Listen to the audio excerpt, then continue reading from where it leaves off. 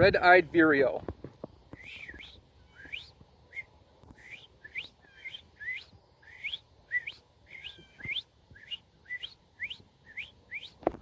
So it's like a worry, worry, worry, kind of like scratching, worry, worry, with a hiss.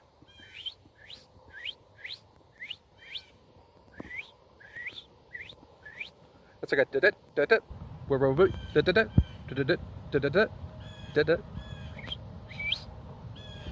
Wet your whistle and.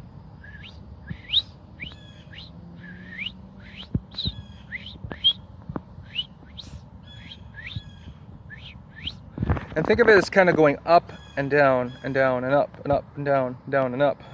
It's kind of a fluctuation of the sound. The sharpness of the whistles are pretty close in a lot of these birds, a lot of American birds at least. You can hear the blue jays behind me. But practice with your pitch.